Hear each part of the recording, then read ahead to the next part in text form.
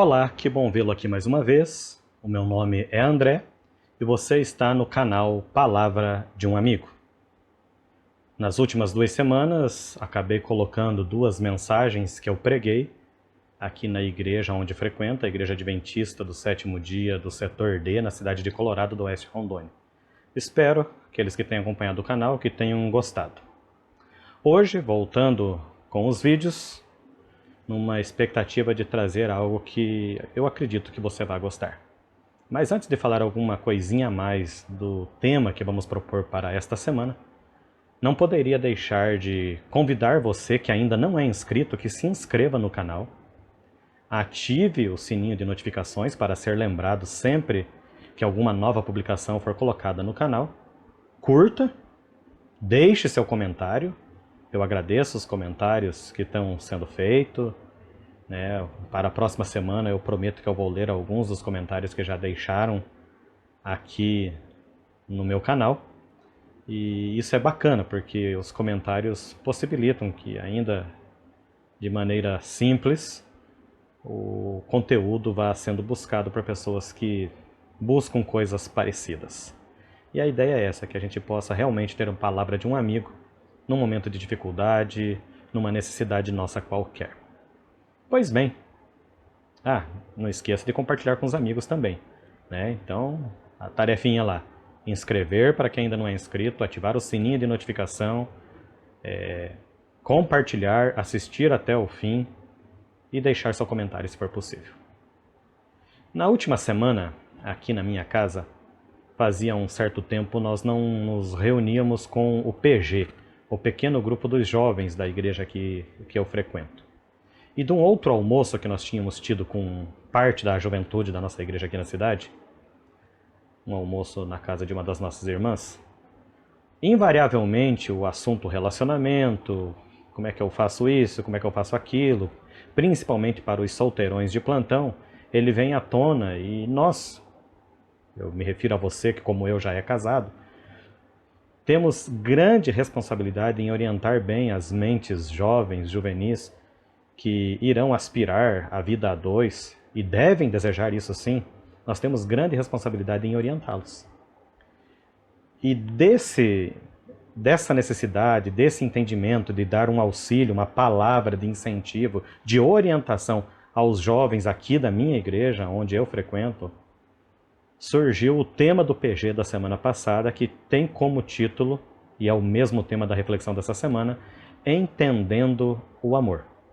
No PG da semana passada nós discutimos algumas coisas e eu formatei isso no formato de vídeo agora para você, para que a gente possa ter uma pálida ideia daquilo que foi discutido. É óbvio que presencialmente com os jovens na flor da idade fazendo inúmeros comentários, a coisa foi bem mais divertida.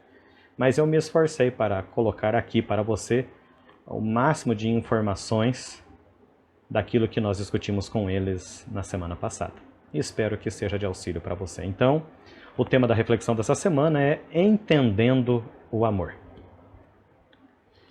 A palavra amor na língua portuguesa e, consequentemente, os seus significados podem muitas vezes gerar confusão no nosso entendimento, na nossa cabeça. Por exemplo, nós usamos a palavra amor para definir a nossa relação com muitas coisas. Eu posso amar comer banana. Ao mesmo tempo, eu posso amar o meu trabalho. Eu amo minha esposa. Eu amo a Deus. Eu amo viajar, amo minhas filhas, amo dormir. Para uma variada forma de expressões, na nossa língua, no nosso idioma, nós usamos a palavra amor. Alguns, ao fazerem, praticarem o ato sexual, dizem que fizeram amor. Mas que amor é esse que vai do amar a banana até uma transa entre um casal? Isso tem provocado muitos equívocos sobre como vemos principalmente o nosso amor a Deus e o amor ao próximo. E é preciso que a gente fale um pouquinho desse assunto para desmistificar algumas coisas. Felizes eram os gregos, que para cada tipo de amor eles tinham uma definição própria para explicar o que queriam dizer. Conhecer um pouco disto nos possibilita termos uma melhor compreensão desta ação que é o amor. Há alguns meses atrás, melhor, há alguns anos já, né? O tempo passa ligeiro demais. No sermão de despedida que eu fiz na igreja de Espigão do Oeste, quando por lá morei, eu toquei nas 4 palavras de amor usadas pelos gregos. E eu fui buscar lá nas minhas anotações as 4 principais palavras gregas para a palavra amor, que nós usamos em português, para a gente avançar um pouquinho nessa definição do amor. Os gregos majoritariamente usavam 4 principais palavras para amor. Uma das palavras que os gregos usavam para definir amor era eros. A outra palavra para definir amor era storge. A outra palavra era filia. E a mais grandiosa de todas, o amor de Jesus, é a palavra ágape ou HP. Pronúncias à parte, eu gostaria de defini-las rapidamente com vocês, para vocês entenderem a real grandeza que existe no caso dos gregos, em ter definições particulares, mais bem definidas, mais trabalhadas para cada uma das terminologias que eles usam. A palavra eros, por exemplo, usada e traduzida como amor para o português, é o amor romântico, é o amor sexual, é o amor intenso, é o amor cego. Eros é o amor dos casamentos de hoje em dia. Quando ouvimos expressões do tipo, o amor acabou, que seja interno enquanto dure esse amor. Eros cansa, Eros é insaciável. Eros é o amor desejo. E quando já não existe mais o desejo, ou o desejo já está satisfeito, já não é mais amor, já não existe. O storge, que é a outra palavra para definir amor que os gregos usam, é, por sua vez, o amor familiar. É a afeição natural que nós temos por pessoas do nosso sangue, da nossa linhagem. Você pode ter um irmão, um primo, um tio, alguém do teu vínculo familiar que não vale a pena. Quem sabe um viciado, uma pessoa que tem uma índole que você não admira muito, mas é seu sangue, você ama. Esse é o amor storge, linhagem familiar. Storge é o amor emotivo, é o amor inconsequente, é o amor que não corrige, é aquele que esconde erros em nome da manutenção dos laços familiares. Seu irmão ainda vai melhorar, você talvez já tenha ouvido uma mãe dizer. Storge é o amor forte, mas ao mesmo tempo extremamente vulnerável. A outra palavra para amor que os gregos usam é filia. E filia é aquele amor que reina nas amizades. É o amor que existe entre pessoas que compartilham interesses em comum. Entre eles, a religião, por exemplo, ou um vídeo que trate de assuntos bíblicos, como é este canal que eu ofereço para vocês. Este é o amor filia. Nós temos algumas coisas em comum, nascemos no mesmo estado, no mesmo país, gostamos da mesma fruta, temos alguma identidade com alguma coisa, a religião, como eu já falei, e isto nos torna suscetíveis a termos amor. O perigo desse amor é justamente quando o interesse comum já não existe. O amor costuma ir embora também. E o supremo amor, a maior definição de amor, que é o ágape, este é o chamado amor divino pelos gregos. É o amor incondicional, é o amor imerecido, é o amor que não busca o seu próprio interesse, é o amor genuíno, é o amor puro. Ágape é o amor da entrega voluntária. Ágape é o amor que jamais acaba, aquele que está lá em 1 Coríntios 13. Pois bem, neste primeiro momento, então, ao termos a definição de amor, eu gostaria já de deixar uma coisa bem clara para você, por mais que doa, de alguma forma, ouvir isso que eu vou dizer. Eu e você, sem Deus, não temos condições de amar em nenhum momento. E no grupo, no PG, há uma semana atrás aqui em casa, nós tivemos algumas discussões sobre isso. Ah, mas eu amo meu filho. Ah, mas eu amo meu marido. Ah, mas eu amo minha mãe. Eu insisto, ainda que seja seu filho, o seu cônjuge, sua mãe, que a gente devota tantas coisas para as nossas mães. Se eu e você não estivermos ligados ao amor de Deus, genuinamente, nós não somos capazes de amar nem estas coisas que evocamos. Talvez a gente tenha alguns daqueles outros tipos de amor, mas estamos longe de desfrutar do amor desinteressado, voluntário, o ágape, que é o amor divino que todos nós devemos construir. Pois bem, mas como é que a Bíblia ressalta a importância do amor? Já que o amor é essa coisa tão bem definida pelos gregos, 4 palavras para termos um melhor entendimento.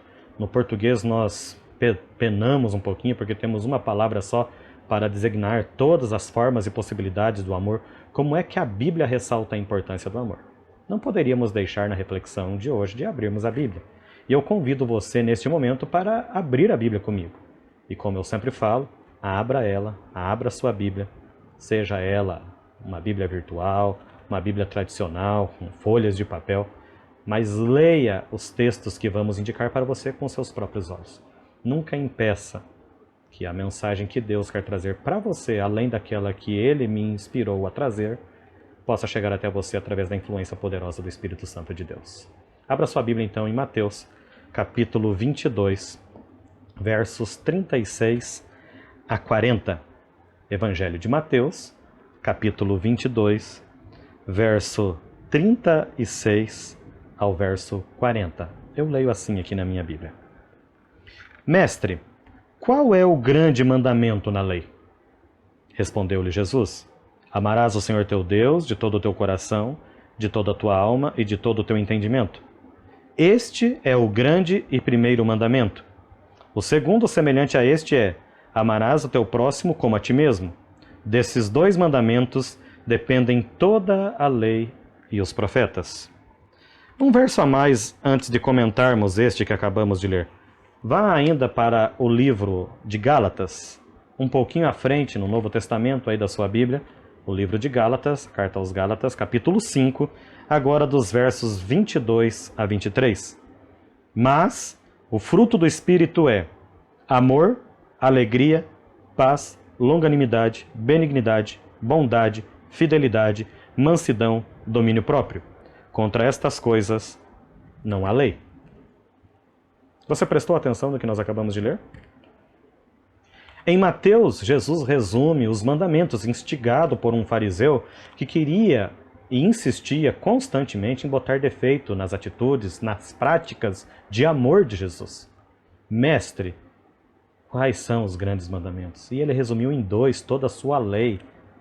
E se você imaginar que para os hebreus da época de Jesus, a lei era toda a Torá, o que nós chamamos hoje de Pentateuco, os 5 primeiros livros da lei, além da incisão e do detalhamento dos 10 mandamentos de Êxodo 20. Mas Jesus resume tudo isso em 2 elementos. Amarás a Deus acima de tudo e ao próximo como a ti mesmo. Normalmente nós fazemos ênfase que o ser humano tem que amar a si mesmo, que essa é a receita e a régua que Deus usa, e tudo isso pode ser verdade, mas eu não gostaria de fixar a nossa atenção neste ponto, neste momento. Eu gostaria que você prestasse atenção nos versos finais que nós lemos da passagem de Mateus. Disto, do amor, depende toda a lei e os profetas. Você consegue entender agora a grandiosidade disso que nós devemos praticar? E em Gálatas, ao lermos os últimos versos falando sobre o fruto do Espírito, eu não sei se você prestou atenção, mas a primeira característica citada por Paulo aos Gálatas da característica do fruto do Espírito é o amor. E diz que a pessoa que tiver o amor e todas aquelas outras características do fruto, para estas pessoas não há lei, porque elas já estão vivendo na verdadeira lei do céu, que é o amor. E aí reside um problema. Normalmente nós tratamos o amor como um mero sentimento, mas ele é muito mais do que isso. Amor é ação, amor é atitude, e estas coisas geram sentimentos. Amor é dom, e se é dom, como nós lemos em Gálatas 5, fruto do Espírito, é um dom de Deus, é um dom do Espírito. Se é dom, pode ser pedido a Deus. Por isso entendemos, quando a Bíblia diz em outras passagens, lá de 1 Coríntios 13, que o amor jamais acaba. Quando muito, nas profecias apocalípticas de Mateus, feitas pelo próprio Jesus, quando muito o amor esfria. Mas, se recorrermos a Deus, que é o doador deste dom, podemos ter certeza que Ele restaura esse dom em nós. Então lembre-se, algumas coisas que já destacamos na nossa reflexão até aqui. Primeiro, Eu e você somos incapazes de amar sozinhos. E não me venha, insisto, com aquele papo que já comentei. Ah, mas eu amo meu filho, minha filha, eu amo minha mãe, meu pai, eu amo meu cônjuge. Ok? Parabéns para você. Mas sozinhos, longe de Deus, sem a influência do Santo Espírito, nós somos incapazes de amar até mesmo estas pessoas tão próximas que dizemos amar sob toda e qualquer circunstância. Para enfatizar esse assunto, eu sempre gosto de lembrar do primeiro pecado, quando Adão e Eva erraram comendo do fruto que Deus havia proibido. A Eva, por algum motivo, estava sozinha, longe do Adão, nos conta o relato do Gênesis, e a serpente foi lá, ludibriou, enganou Eva e ela acabou comendo do fruto. Eu fico imaginando o Adão olhando a cena e dizendo, eu não acredito, ela comeu. Mas ele tinha tanto amor por aquela mulher e demonstrou isso ao comer do fruto junto com ela, que ela não precisou nem convencê-lo, ela só deu do fruto para ele e ele comeu. Porque naquele momento era como se Adão estivesse dizendo para ela, eu te amo tanto que eu estou disposto a morrer por você. Assim que eles se descobriram pecadores, desnudos, sem a glória das suas vestimentas, da pureza do mundo sem pecado, Deus, o próprio Deus, começa a procurá-los na virada do dia para uma conversa. Adão, onde estás? Adão, onde estás? E aquele diálogo famoso que todos sabemos. Eu tive medo de você, vi que estava nu e me escondi. Aí Deus pergunta, você comeu do fruto que eu te pedi para não comer? Qual é a resposta de Adão? A mulher que tu me deste me deu do fruto e eu comi. Cadê o amor? Alguns minutos antes, o homem viu a mulher comendo do fruto proibido e falou, eu tenho que morrer. Eu amo tanto essa mulher que eu morro com e por ela. Assim que Deus faz algumas perguntinhas, ou melhor, a primeira ou a segunda pergunta para Adão, o amor foi embora. Assim somos nós. Longe de Deus, eu insisto, nós não conseguimos amar. Mas o amor é um dom. E se você está precisando do amor genuíno do qual a Bíblia trata e que nós estamos tentando falar na reflexão dessa semana para você, peça a Deus que a todos dá. O amor jamais acaba. O amor no máximo esfria. E Deus pode esquentar o amor em nós. Por isso nós entendemos que Deus restaura. Se você fizer uma pesquisa sobre os motivos ou as principais causas do divórcio para acabar com o casamento, talvez você vai ficar assustado ao descobrir que a traição, o adultério tão famoso, não ocupa os primeiros lugares. E normalmente é essa a visão que nós temos. O tédio, o vício, as expectativas frustradas entre os cônjuges estão entre os principais motivos de divórcio. Eu sempre gosto do exemplo da toalha molhada em cima da cama. Eu pergunto para você que está me assistindo agora. Toalha molhada causa divórcio? Sim ou não? Eu respondo para você, sim e não. É óbvio que uma simples toalha molhada em cima da cama não causa divórcio. Mas imagine a cena. Casalzinho, recém-casado. Estão se ajustando à vida a dois, estabelecendo seus territórios, suas preferências, suas necessidades, seus estilos de vida. E uma das coisas que a esposa deixa bem claro é que não gosta da toalha molhada em cima da cama. E agora você já não tem, falo principalmente para os homens, a sua mãe, que vai só lhe dar um puxão de orelha e pendurar a toalha novamente. A sua esposa afirmou para você, pendure a toalha, é importante para mim. Mas a primeira vez que você esquece, ela releva. Ah, ele chegou muito tarde do trabalho, estava muito cansado. Quem sabe ela até lhe fez uma massagem, apesar de você ter esquecido a toalha molhada em cima da cama. 2, 3, 4, 5. Uma dúzia de vezes. E ela sempre arranja uma desculpa para ela mesma para entender a sua atitude. Mas lá pela 30ª vez, em que essa mesma esposa precisa recolher esta mesma toalha molhada. Você, homem, que tem praticado coisas assim, ou mesmo você, mulher, que pratica algumas coisas que o seu companheiro insistentemente lhe avisa, você não está se divorciando eventualmente por causa de uma toalha molhada. O que está ocorrendo é o desrespeito e você está comunicando para a pessoa que você escolheu para viver ao seu lado o resto da vida, que é a opinião, o que ela pensa, o que ela acredita, ainda que seja sobre uma simples toalha molhada na cama, não tem importância. Então a resposta para a pergunta que eu fiz brincando com você é: uma toalha molhada causa divórcio? Conforme o número de vezes que ela tem ficado na cama, causa sim. E causa mais divórcio do que o adultério, do que a traição. Já pensou? Eu poderia falar muitas coisas sobre o amor. E lembra que no início da reflexão dessa semana, no início do vídeo que eu estou apresentando para vocês, eu disse que esse tema veio de uma discussão, de uma temática do PG, o pequeno grupo dos jovens da minha igreja, de uma semana atrás. E é óbvio que os meus queridos jovens estavam querendo que eu destacasse alguns conselhos, algumas orientações para aqueles que ainda são solteiros, principalmente. A ideia é não errar, e isso é muito nobre. Deixa os erros para nós, que já somos casados, que já acertamos, já erramos. É para isso que estamos por aqui. Então, eu poderia falar muitas coisas sobre o amor, mas eu gostaria de destacar apenas duas características que precisam ser mantidas em um relacionamento para que a chama do amor permaneça acesa e forte.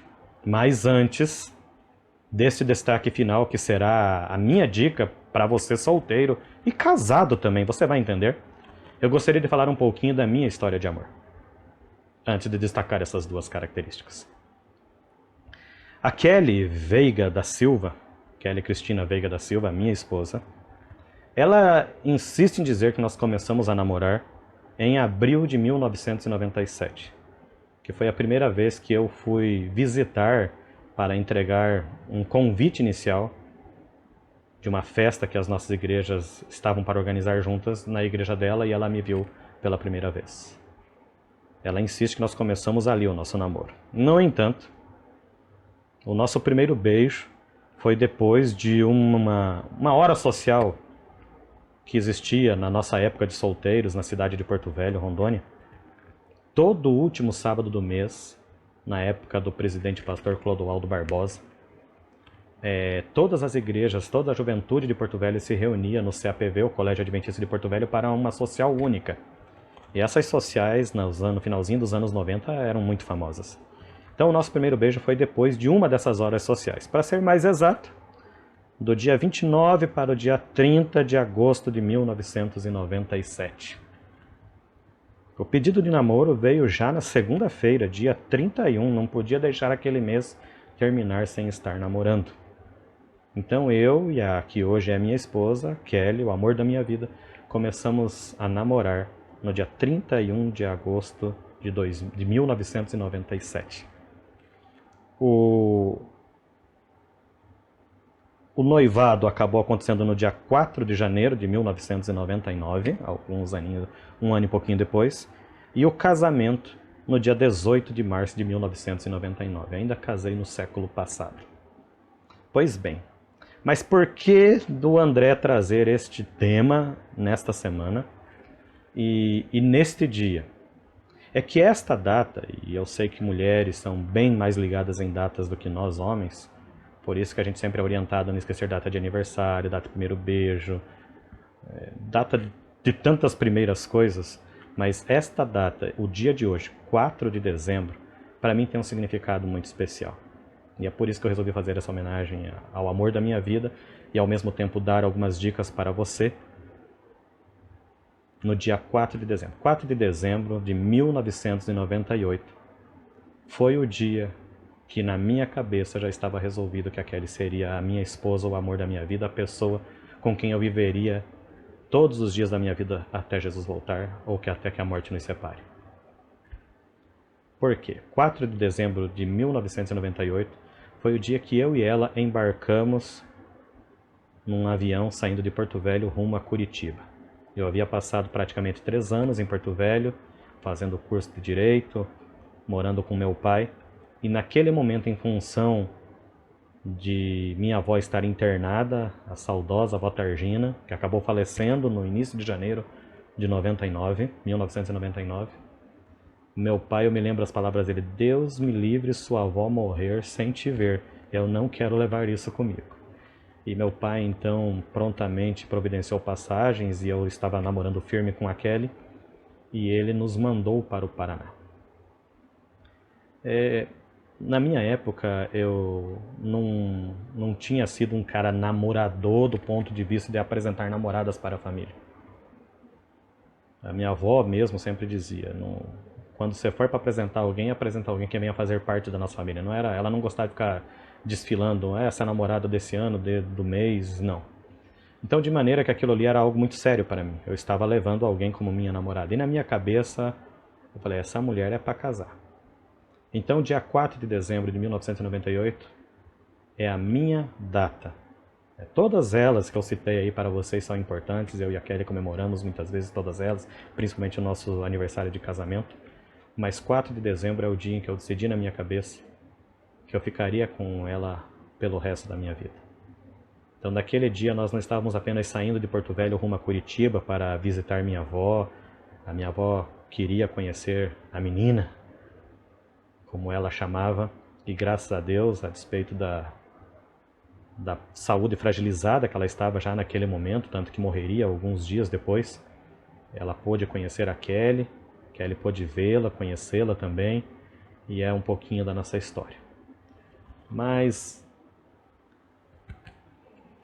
a história minha e da Kelly, então, como eu falei, começou tudo num programa social, o nosso primeiro beijo, essas coisas. Mas o que eu gostaria de destacar é o que fez eu gostar, admirar e desejar ter ela comigo. Uma das coisas que eu tinha colocado como propósito no meu coração, e essa dica eu dou para os jovens da minha igreja: sofra menos. Escolha alguém que acredite nas mesmas coisas que você. É o que a gente chama costumeiramente na igreja de jugo desigual. Não case ou não busque para casar alguém que não tenha a mesma fé que você. Você pode achar que aquilo que chamamos de amor, que na verdade é paixão e ela acaba, que ela vai suportar todas as dificuldades e as diferenças que existem numa relação de jugo desigual. Não vai. Então esse propósito eu tinha firme no meu coração: namorar alguém da igreja. E eu fui procurar alguém da igreja. E eu me lembro muito de uma professora que tive na faculdade de turismo, que dizia que quem não é visto não é lembrado. Eu vejo muitos jovens se queixando que às vezes não aparece aí a oportunidade de encontrar a sua cara metade, mas não saem de casa. Ainda mais nesses dias de pandemia, de isolamento, aqueles que são muito tímidos têm que buscar alternativas e corrigir isso. Precisamos nos envolver, na medida do possível, nas programações da igreja, congressos, camporis, acampamentos. Você precisa ser visto, você precisa ser lembrado. Você precisa ter atitude, você precisa entender que o amor é uma ação. A gente ama primeiro e colhe o fruto depois, e não o contrário. E assim foi a minha caminhada com a hoje minha esposa. Começamos a namorar, eu frequentava a igreja central adventista de Porto Velho, ela frequentava a igreja central do bairro do Areal. Com o tempo eu acabei me mudando para a igreja dela, me envolvendo com os amigos dela. Eu cedia um pouco, ela cedia outro pouco. Ela foi para o Paraná morar comigo, praticamente por 7 anos ficou sem ver a sua família. Hoje nós moramos em Rondônia de volta, quem está longe da minha família sou eu. Mas essa é a vida a dois, porque um dia eu e ela escolhemos um ao outro. Nós nos bastamos. Nós e Deus. É este triângulo que precisa sempre ser reforçado. Mas eu disse que eu ia destacar 2 características do amor. E são 2 características que eu busco. Não vou dizer que eu não erro. Se você encontrar alguém casado que diga que tudo na sua vida são flores, tenha medo de ouvir essa pessoa. Nós temos problemas, dificuldades, questões financeiras, como já tivemos, eventualmente ainda temos, mas sempre nos apoiamos um ao outro. Mas 2 características que eu destacaria dessa minha vida a 2 é a palavra desejo e admiração. Eu gostaria de começar falando de desejo, porque principalmente no meio evangélico, cristão, parece que temos ainda aquela carga de entender sexo, desejar fisicamente alguém como um pecado. E isso não é pecado. né? Não case com alguém que você não deseje. Eu estou falando literalmente desejo físico. Alguém, como nós brincamos no PG aqui, que faça os pelos da tua espinha nas costas arrepiarem de alto a baixo. Alguém que você pega na mão com o dedo mindinho e você tenha calafrios. Que você pense coisas, sim, orientado por Deus. Mas também não podemos nos limitar apenas a esse desejo. Quando eu digo que você deve valorizar o desejo, é o desejo sexual, sim. É o desejo de ver aquela pessoa sempre bem, sempre melhor, sempre indo para frente. É o desejo de ter prazer nas conquistas da pessoa amada. Esse desejo envolve, por exemplo, nos dias atuais, um homem saber tolerar que a sua esposa ganhe mais do que você. Isso já não é tão incomum como já foi em outros momentos, e nem todos os homens têm maturidade para isso. Eu já vivi essa situação. Por alguns bons anos, minha esposa ganhou mais do que eu. E nós estávamos ali, nos apoiando. Desejo, então, eu colocaria como uma dica infalível. Ele precisa existir, sempre. O desejo físico, o desejo de ver a outra pessoa melhor, de você construir as coisas por ela, trabalhar por ela, fazer por ela, preparar um café da manhã, planejar uma viagem que ela queira fazer, ir em lugares que ela gosta de ir. Esse tem que ser o desejo de um casal que se ama. A outra palavrinha para incentivar a vida a dois, o amor, seria admiração. Se você reparar casais que estão vivendo, tendo suas crises conjugais, seus problemas, muito provavelmente a admiração está sendo ignorada. Mas nós precisamos lembrar do nosso primeiro amor. Lembra quando você escolheu essa pessoa que está do teu lado, o que você pensava dela? O que ela representava para você? A gente lavava a louça pensando na pessoa amada. A gente estava fazendo uma prova na faculdade pensando na pessoa amada. Você estava dirigindo no trânsito pensando na pessoa amada.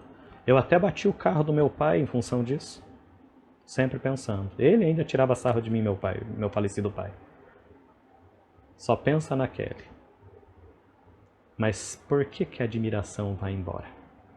A admiração não pode ir embora.